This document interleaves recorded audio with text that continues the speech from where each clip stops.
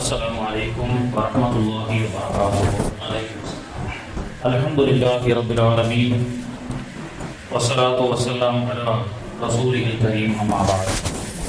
அளவற்ற அருளாளனும் நிகரற்ற அன்புடையவனுமாகிய எல்லாம் அல்ல அல்லாஹுவின் திருநாமத்தால் ஆரம்பம் செய்கிறேன். அல்லாஹுடைய மாபெரும் கிருபையால் இன்று 23 ஜுஸூகள் முடிந்து இன்ஷா அல்லாஹ் நாளை குர்ஆனிலே 5 பாகங்கள் முடிக்கப்பட்டு 25 ஜுஸூகள் நாளை இன்ஷா அல்லாஹ் முழுமையாக ஓதி முடிக்கப்பட முயற்சி செய்யப்படும். அல்லாஹுடைய நாட்டம். அல்லாஹுடைய கிருபையிலே இன்று சூரத்து ஸாத் போன்ற சிறப்பான அத்தியாயங்களை நாம் ஓதினோம். தாவூத் நபி அவர்களுக்கும் சுலைமான் நபி அவர்களுக்கும் கொடுக்கப்பட்ட நியமத்துகளை பற்றியும் அல்லாஹ் தஆலா சொல்லிக் கொடுக்கின்றான்.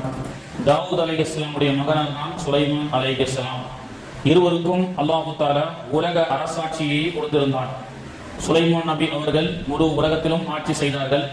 அன்றைய தினம் சொன்னதை போன்று அவர்கள் ஆட்சியின் கீழ் இந்தியாவிற்கும் வந்திருக்கிறார்கள், தமிழகத்திற்கும் வந்திருக்கிறார்கள். தமிழகத்தில் அவர்கள் வந்த இடமான பிச்சாவரம் ஏரி இன்றும் வரலாற்று சின்னமாக பாதுகாக்கப்பட்டிருக்கிறது என்ற வரலாறை அன்று நாம் பார்த்தோம். இன்னொரு செய்தியும் சொன்னோம். இன்னொரு மூசா நபியினுடைய காலத்திலே வாழ்ந்த ஒரு மனிதர் இந்த தமிழகத்திலே இருக்கிறார் அப்படின்னு சொல்லி அதை பார்ப்பதற்கு முன்பதாக தாவூத் அலைஹிஸ்ஸலாமும் சுலைமான் நபி அவர்களுடைய ஆட்சியின் கீழே நிறைய விவசாயங்கள் நடைபெற்றது. விவசாயங்கள் செழித்தது. 2 விதமான விவசாயம் சம்பந்தப்பட்ட வாதி பிரதிவாதிகளுடைய தீர்ப்பை அளித்தது சம்பந்தமாக குர்ஆன்ல அல்லாஹ் தஆலா சொல்லி காட்டுறான். அதுக்கு முன்னாடி சுலைமான் நபி அலைஹிஸ்ஸலாம் அவர்கள் அந்த ஆட்சியின் கீழ் சிறப்பான முறையில் ஆட்சி செய்தார்கள். நமக்கெல்லாம் தெரியும், நேற்றைய தினம் சொன்னோம், காவிகளும் சங்கிகளும் இறந்து போன வீரர்களை கண்டு கூட பயந்து கொண்டிருக்கின்றார்கள் என்று. சுலைமான் நபி அலைஹிஸ்ஸலாம் பைத்துல் முகத்தஸ கெட்டுறதுக்கு முன்னாடி கெட்டும் பொழுது மெம்பர் படியில ஏறி நின்று கொள்கிறார்கள். ஜின்கள் இடத்தில் கெட்ட சொன்னார்கள். ஜின்கள் எல்லாம் கெட்டுகிறது. ஆனால் நின்ற மாத்திரத்தில் அவர்களுக்கு ரூஹ் பிரிந்து விட்டது. சுலைமான் நபி மெம்பர்ல நின்றுட்டு இருக்கிறாங்க, அவங்களுக்கு ரூஹ் பிரிஞ்சிருச்சு. ஆனாலும் அஸ்வாகோல் அவர்கள் நபி அல்லவா, அவர்களுடைய உடலில் நாற்றம் அடிக்கார். அவர்களை புதைத்தாலும் அவர்கள் இந்த மண்ணை சாப்பிடார். வமா ஜஅல்நாஹும் ஜஸதல் லா யஅகுலூன துஆம். அல்லாஹ் சொல்றான், நபிமார்களுடைய உடலை இந்த மண்ணு தின்னாது, அவர்களை நாம் பாதுகாத்து வைப்போம் அப்படின்னு குர்ஆன் சொல்லுகிறது. அதனாலதான் யூனுஸ் அலைஹிஸ்ஸலாம் மீன் வைத்துக் கொள்ள போனாலும் எந்த ஒரு பாதிப்பும் இல்லாம வெளியில வந்தாங்க. நபிமார்களுக்கு கடலோ மண்ணோ உலகத்தில் இருக்கக்கூடிய எதுவுமே நபிமார்களை அடிக்காது அப்படின்னு சொல்லி. அப்ப சுலைமான் அலைஹிஸ்ஸலாம் மெம்பர்ல நிக்கிறாங்க. ஜின்கள் அவர்களுடைய ரூஹும் பிரிந்து விட்டது. ஆனால் ஜின்கள் அந்த பள்ளிவாசலை கட்டுகிறது. ஜின்களுக்கு உயிர் போனது தெரியாது. இறந்து போன ஒரு சுலைமான் நபியை பார்த்து எஜமான் அரசர் நம்மை பார்த்து கொண்டிருக்கின்றார் என்ற பயத்தில் அந்த ஜின்கள் கட்டியதை போன்று திப்பு சுல்தானுடைய மன்னரையும் அவுரங்கசீபனுடைய மன்னரையும் சலாவுத்தீன் அய்யூபினுடைய மன்னரையும் இன்னைக்கு எதிரிகளை உலக சங்கி என்று சொல்லக்கூடிய இஸ்ரவேலர்களையும் இங்கே இருக்கக்கூடிய குண்டர்கள் என்று சொல்லக்கூடிய இந்த சங்கிகளையும் பயமுறுத்தி கொண்டிருக்கக்கூடியதற்குண்டான காரணம் வாழ்வில் அவர்கள் வாழ்ந்த அந்த தக்குவா. இறந்து போன அந்த மன்னரையை பார்த்து கூட ஆங்கிலேயன் பயப்படுகின்றான். திப்பு சுல்தானுடைய பெயரை சொன்னான். ஆங்கிலேயர்கள் சொல்லுவார்கள், 2 தலைமுறையாக திப்பு சுல்தானுடைய பெயரை சொல்லித்தான் எங்களுடைய பிள்ளைகளை நாங்கள் பயமுறுத்தி வைப்போம் என்று சொல்லக்கூடிய அளவுக்கு இறந்து போன ஒரு வீரனுடைய பெயரை கேட்டால், அவனுடைய பெயரை கேட்டால் அப்படியே நடுங்குகிறார்கள் என்று சொல்கிறார்களே. சதாம் ஹுசேன் உட்பட இவர்கள் எல்லாம் அழிக்கப்பட்டு புதைக்கப்படுபவர்கள் அல்ல, இவர்கள் எல்லாம் விதைக்கப்பட்டவர்கள். கண்ணியத்திற்குரிய ரமலானுடைய காலத்துல கூட அழிச்சாட்டியங்களை குறைக்காமல் இந்த தமிழகத்திலும் இந்த தேசத்திலும் இந்தியாவிலும் உலக அரங்கிலும் இன்னைக்கு பலஸ்தீன மக்களை போர் நிறுத்திவிட்டோம் என்று சொல்லியும் கூட ஒரு மரபில்லாமல் நேற்றைய தினம் அல்லது முந்தா நாள் பாம் எரிந்து அதிலே நிறைய சிறுவர்கள் அப்பாவி பிள்ளைகள் எல்லாம் ஷஹீதாக்கப்பட்டிருக்கிறார்கள். கண்ணியத்திற்குரியவர்களை இஸ்லாமியர்கள் எல்லை பற்றி அல்லாஹ் ரசூலுல்லாஹ் சொல்லி கொடுக்குறாங்க. நோன்பு காலத்துல நீங்க நோன்பு வச்சிட்டு இருக்கும் பொழுது யாராவது சண்டைக்கு வந்தா நான் நோன்பாளி என்று ஒதுங்கி சென்று விடுங்கள் அப்படின்னு சொன்னாங்க. அப்படி தேசத்தில் இருக்கக்கூடிய இஸ்லாமியர்கள் எல்லாம் நோன்பு வைத்து அல்லாஹ்வுக்காக பொறுமையாக இருந்து கொண்டிருக்கின்றார்கள். அந்த பொறுமையை சோதிக்கும் வண்ணமாக இன்னைக்கு தமிழகத்திலும் காவிகளுடைய அழிச்சாட்டியங்கள், இந்திய தேசத்திலும் காவிகளுடைய அழிச்சாட்டியங்கள், உலக அரங்கிலும் யூத பயங்கரவாதிகளுடைய அழிச்சாட்டியங்கள் செய்து கொண்டிருக்கின்றார்கள். நிச்சயமாக அல்லாஹ் தஆலா சொல்றான், ஒருத்தனுக்கு அவனை அழிக்கணும்னு நினைச்சா அவனுக்கு அகம்பாவத்தையும் அரசாட்சியும் நான் கொடுப்பேன்றான். ஒருத்தனை அழிக்கணும்னா அகம்பாவ அரசாட்சியை கொடுப்போம். அவன் அகம்பாவத்துல ஆடுவான், அந்த ஆட்டத்தை வேறறுக்கப்படும் என்று அல்லாஹ் தஆலா சொல்லி காட்டுகின்றான். அந்த பிஞ்சு உள்ளங்களும் அந்த சுகதாக்கள் எல்லாம் அல்லாஹ்வுடைய தர்பாரிலே சென்று நோன்பு திறக்க சென்று விட்டார்கள். உஸ்மான் ரலியல்லாஹு அன்ஹு அவர்கள் அசர் நேரம் நோன்பு வைத்திருக்கிறார்கள். வீட்டை சுத்தி எதிரிகள் ஹவுஸ் அரெஸ்ட் பண்ணிட்டாங்க. அந்த அடிமை போய் வீட்டில் இருக்கக்கூடிய ஏதேனும் ஒன்று இருக்குதான் தேடி பார்த்துட்டு ஒரு மிடர் தண்ணியை கொண்டு வந்து அசர்ல, எஜமான் உஸ்மான் அவர்களே, உங்களுக்காக நோன்பு திறப்பதற்கு தண்ணி மட்டும்தான் இருக்கு. ஏன்னா வீட்டை சுத்தி உஸ்மான் ரலியல்லாஹு கொலை செய்வதற்காக எதிரிகள் எல்லாம் சூழ்ந்து இருக்கிறார்கள். வெளியில போய் வாங்க முடியாது. வீட்டுக்குள்ள 144. அப்பொழுது அந்த அடிமை பெண் அவர்கள் தண்ணீரை வைத்து அசருக்கு பிறகு உஸ்மான் ரலியல்லாஹு இடத்துல, எஜமான் உஸ்மான் அவர்களே, நோன்பு திறப்பதற்காக தண்ணீர் கொண்டு வைத்திருக்கிறேன் அப்படின்னு சொன்னாங்க. அப்பொழுது உஸ்மான் ரலியல்லாஹு சொன்னாங்க, அதற்கு அவசியம் இல்லை, அதற்கு அவசியம் இல்லை. ஏனென்றால் இன்னும் சிறிது நேரத்திலே நான் இந்த உலகத்தை விட்டு ஷஹீதாகி சென்று விடுவேன். எனக்காக அல்லாஹ்வுடைய தூதரும் அபூபக்கரும் உமரும் நோன்பு திறப்பதற்காக எதிர்பார்த்துக் கொண்டிருக்கின்றார்கள். எனவே நான் இன்று நோன்பு திறப்பது அல்லாஹ்வுடைய தூதருடைய தர்பாருக்கு செல்கின்றேன் என்று சொன்னார்கள். ஷஹீதாக்கப்பட்டு அந்த இரத்த கரை என்ற ஆயத்திலே பட்ட அந்த வரலாறு உட்பட அந்த குர்ஆன் இன்னும் பாதுகாக்கப்பட்டிருக்கிறது. உஸ்மான் ரலியல்லாஹு அன்ஹு அவர்கள் ஷஹீதாக்கப்படும் பொழுது கூட, எதிரிகளுடைய அம்பு தாக்கப்படும் பொழுது கூட குர்ஆனை வைத்து ஓதிக்கொண்டிருக்கின்றார்கள். எந்த ஜூஸ் ஓதுனாங்க? ஃபஸயக்ஃபீகஹுமுல்லாஹ் வஹுவ ஸமீஉல் அலீம். சிபகத்தல்லாஹ் அலிஃப் லாம் மீம் உடைய கடைசி வசனங்கள். அந்த குர்ஆன் உஸ்மான் ரலியல்லாஹுடைய அந்த இரத்த கரை படிந்த குர்ஆனை இன்றும் துருக்கியில் பாதுகாத்து வைத்திருக்கின்றார்கள். கண்ணியத்திற்குரியவர்களே, ஆக அலிச்சாட்டியம் செய்யக்கூடிய இந்த கயவர்களை அல்லாஹ் தஆலா விரைவில் சமாதி கட்டக்கூடிய காலம் வந்துவிட்டது. ஒரு வஸ்துக்களை, ஒரு ஆட்டை அறுத்தா துடிக்கும் இல்லையா, ஒரு கோழி அறுத்தா துடிக்கும் இல்லையா, அது போன்று இவர்கள் துடித்துக் கொண்டிருக்கின்றார்கள். இதனுடைய துடிப்புக்குண்டான அர்த்தம் அல்லாஹ் தஆலா விரைவிலே இவர்களுக்கு உண்டான தண்டனையை கொடுப்பான். ஏன் குழந்தைகளை கொத்து கொத்தாக கொலை செய்கின்றான் இந்த ஃபிரௌனுடைய வம்சாவளியை சார்ந்த இந்த யூதன்? ஏனென்றால் அவனுடைய அரசாட்சியை சாய்ப்பதற்கு நம்முடைய தளபதி மஹதி வர இருக்கிறார். இஸ்லாமியர்களே, தயவு செய்து உங்க வாயால எவனையும் தளபதின்னு சொல்லாதீங்க. அன்னைக்கே சொன்னேன், எவனும் நமக்கு தளபதி கிடையாது. எவனும், எந்த அரசியல்வாதியும் எந்த நடிகரும் நமக்கு தளபதி அல்ல. நம்முடைய தளபதி யார்? இமாம் மஹதி அலைஹிஸ்ஸலாம் அவர்கள் தான் தளபதி. அந்த மஹதி அலைஹிஸ்ஸலாம் யார்? அல்லாஹ்வுடைய தூதருடைய வம்சாவளியில் வருவார்கள். அல்லாஹ்வுடைய தூதர் அவர்கள் சொல்வார்கள், துருக்கியை அவர்கள் இஸ்தான்புலை கைப்பற்றுவார்கள். யார்? யூதர்கள். இன்னும் அந்த சம்பவம் நடக்கிற இஸ்தான்புலை கைப்பற்றி மஹதியுடைய வருகையை வைத்து இஸ்தான்புல் துருக்கி முழுக்க என்ன செய்வார்கள்? ஒரு பெரிய காம்பவுண்ட் செவரை எழுப்புவார்கள். இது நடக்கக்கூடிய செய்தி. யாரும் உள்ள வரக்கூடாதுன்னு சொல்லி மஹதி அலைஹிஸ்ஸலாம் தன்னுடைய படையோடு வந்து பார்ப்பார்கள். இஸ்தான்புல் துருக்கியிலே யூதர்கள் என்ன செய்வாங்க?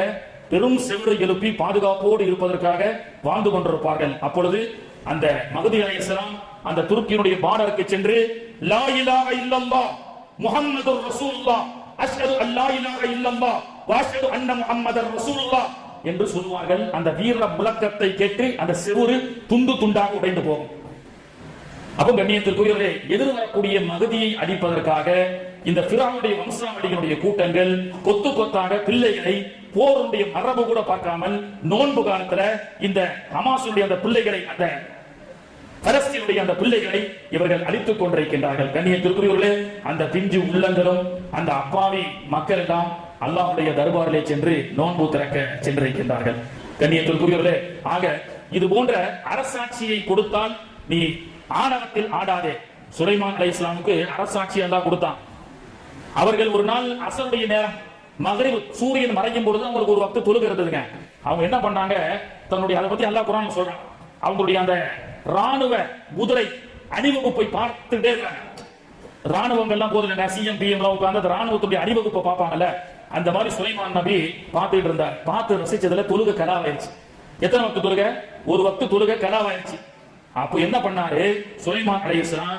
இந்த ராணுவத்தை ரசிச்ச காரணத்தினால தானே நமக்கு ஒரு வக்து தொழுகை கலாவாகி விட்டது. சுலைமான் அலைஹிஸ்ஸலாம் சொன்னாங்க, எனக்கு கொடுக்கப்பட்ட அரசாட்சி அழிந்துவிடும், எனக்கு கொடுக்கப்பட்ட இந்த காற்றை வசப்படுத்தி கொடுக்கப்பட்ட இந்த எல்லா முஅஜிஸாவும் அழிந்துவிடும், ஆனால் நாம் சொல்லக்கூடிய ஒரு சுப்ஹானல்லாஹ் அழியாதுன்னு சொன்னாங்க.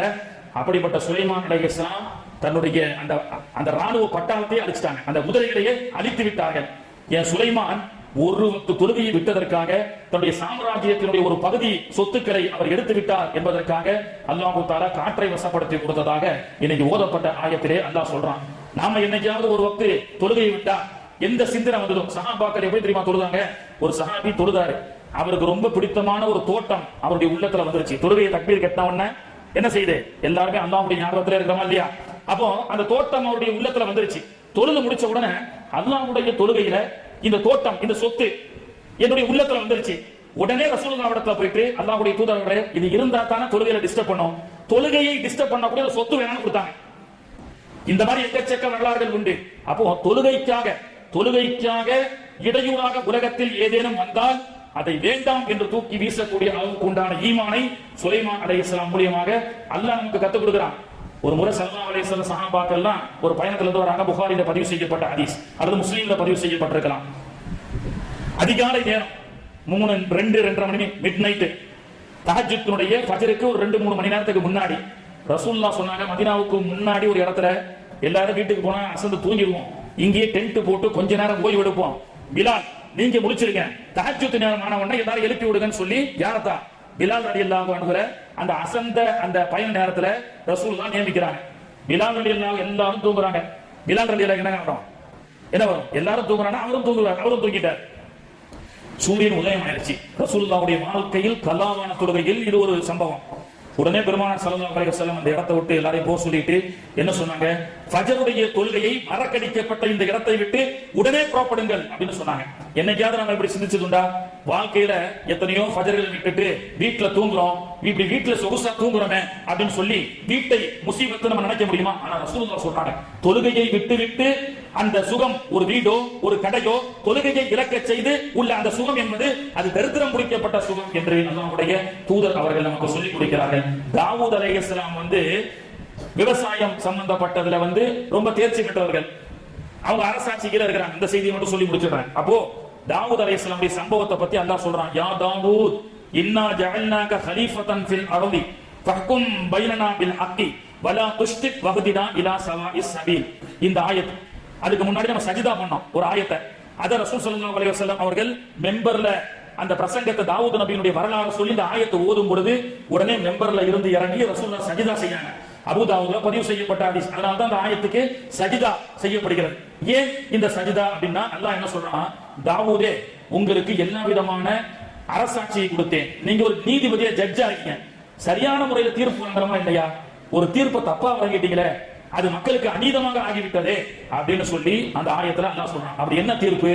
தாவூத் அலைஹிஸ்ஸலாம் இனிமையான குரல் உடையவர். அவரை மாதிரி உலகத்துல ஸ்வீட் வாய்ஸ் யாருக்கும் கிடையாது. அல்லாஹ் அப்படி கொடுத்தான். தாவூத் நபி ஓத ஆரம்பிச்சாரு, ஜபூர் அவங்களுக்கு இறக்கப்பட்ட வேதம். ஓத ஆரம்பித்தாலோ இசை இல்லாமல் பாடினாலோ பறவைகள் எல்லாம் ரசித்து உட்கார். அப்படிப்பட்ட இனிமையான குரலுக்கு சொந்தக்காரர் தாவூத் அலைஹிஸ்ஸலாம். அவர்களுக்கு என்ன செஞ்சாங்க? ஒரு நாள் அவர் அரண்மனைக்குள்ள ஒரு பள்ளிவாசல் இருக்கு, அவர் என்ன நேரமும் தொழுதுகிட்டே இருப்பார். ரொம்ப இபாதத்துல மூழ்கக்கூடிய ஒரு தாவூத் அலைஹிஸ்ஸலாம் தொழுதுகிட்டு இருக்கும் பொழுது 2 பேர் வந்தாங்க. என்னப்பா அரண்மனை தாண்டி சிப்பாய்களை தாண்டி இவ்வளவு தூரம் வந்துட்டீங்க, நீங்க யார் அப்படின்னாங்க. ஒன்னும் நீங்க பயப்படாத, திருடங்கள் கிடையாது, நாங்க 2 பேரும் வாதி பிரதிவாதின்னு சொல்லி அதுல ஒருத்தன், ஐயா தாவூத் அலைஹிஸ்ஸலாம், ஏன் இவர்கிட்ட 99 ஆடு இருக்கு, என்கிட்ட ஒரே ஒரு பெட்ட ஒரு ஆடு இருக்கு, அந்த ஆட்டையும் இவர் கேட்கிறார் அப்படின்னு சொல்லி சொல்றாரு. என்னங்க வந்த 2 பேர்ல என்ன சொல்றாரு? இந்த லைட் டிம்மா இருக்கிறதுனால எல்லாரும் தூக்கம் வர மாதிரி இருக்குன்னு ஒருத்தர் சொன்னாங்க. வெள்ள லைட்டை போட்டாதான் சரி வரும். என்ன வரலாறு சொல்றேன், குரானை ஓதிட்டேன் தான், கொஞ்சமா வரலாறு தெரிஞ்சுக்கலாம். நான் கூட ஒரு 10 நிமிஷத்துல பயணம் முடிச்சிடலாம் தான் பார்த்தேன். ஆனா சொன்னா நல்லா இருக்கா? ஏன்னா இந்த மாதிரி வாய்ப்பு கிடைக்கும் போது சொல்ல முடியும். ஜும்மால இந்த மாதிரி தலைப்பு சொல்ல முடியாது. ஏன்னா அங்க இருக்கக்கூடிய மோடியும் அங்க இருக்கக்கூடிய யாரு அமெரிக்கால யார்தான் ட்ரம்ப், இவங்க 2 பேர் எதையாவது ஒன்று செஞ்சுட்டே இருக்கிறாங்களா? இவங்களுக்கு பதில் கொடுக்கறதுக்கே ஜும்மால சரியா இருக்கு. குரானை பத்தியே பேச முடியல. சரியா? உலக அரசியல், நம்ம நாட்டு அரசியல் எல்லாம் எடுத்து சொல்ல வேண்டியது இருக்கு. அதனால ஜும்மால நமக்கு சொல்ல முடியல. இப்போ என்னத்தான் சொன்னேன்? வெள்ளை லைட் போட சொன்னா அப்படி இல்லையா? தாவூத் அலைஹிஸ்ஸலாம் ஒருத்தர் 2 பேர் வந்தாங்க.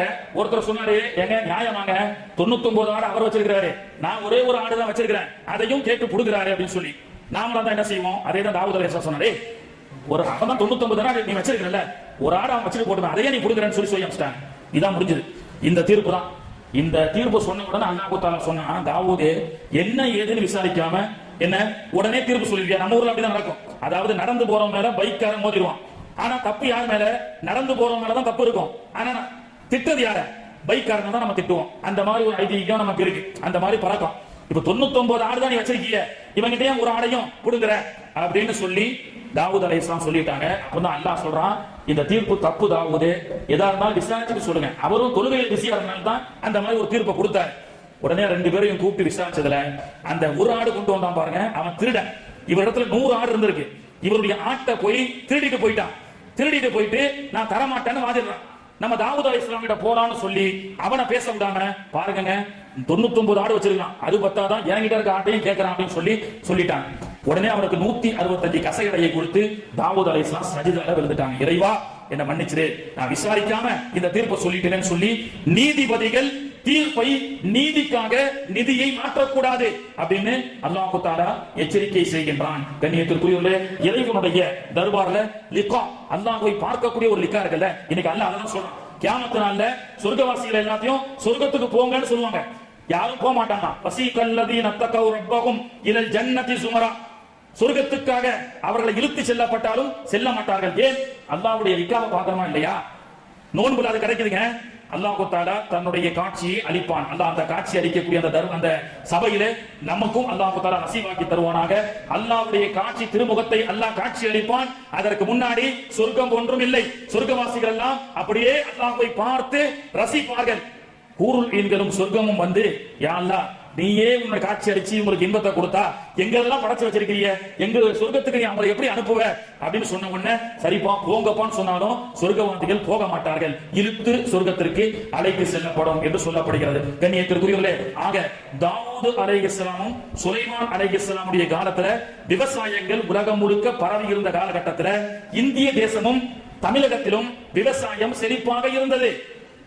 மூசா நபியுடைய காலத்துல வாழ்ந்த ஒரு மனிதர் வந்ததாக சொன்னாங்க இல்லையா? 140 வருஷத்துக்கு முன்னாடி முத்துப்பேட்டை ஜாம்பவான் கோட்டையிலே ஒரு கோனார் என்ன செய்கின்றார்? விவசாயம் செய்து கொண்டிருக்கின்றார். விவசாயத்திற்காக அவர் என்ன செய்தாரு? கிணறு தோண்டுவதற்கோ ஏதோ ஒண்ணு தோன்றதுக்காக பூமியை ஜாம்பவான் கோட்டையில அவர் என்ன செய்தார்? தோன்றார். தோண்டி பார்த்தா 33 அடி உயரமுள்ள ஒரு சடலத்தை அவர் பார்க்கிறார். நான் சொன்னல, மௌத்தாயிட்டாலும் நல்லடியார்கள் அடிக்கப்பட மாட்டார்கள். அவர்களை பார்த்தால் கொலையை நடுங்க வைப்பார்கள். 33 அடி. இது நம்ம சொன்னாங்க, இப்ப நான் சொன்ன அல்லது நம்ம எதை பார்த்து சொன்ன ஏதோ அச்சரத்துக்கு புர்கா விடுறாங்க. ஒரு கோனார் புக்ல எழுதப்பட்டிருக்கு. ஒரு கோனார் அதை தோன்றாரு. 33 அடி மனுஷனை எடுக்கிறார். பாக்குறார். பார்த்த உடனே மயங்கி விழுந்துறாரு. தலைவிரிச்சு ஓடுறார். ஓடி சென்று யாரோ தாடி வச்சு அப்படியே அப்படின்னு 33 அடி மனுஷனை வந்து தோண்டும் போது பார்த்தா எப்படி இருக்கும்? 135 வருஷத்துக்கு முன்னாடி.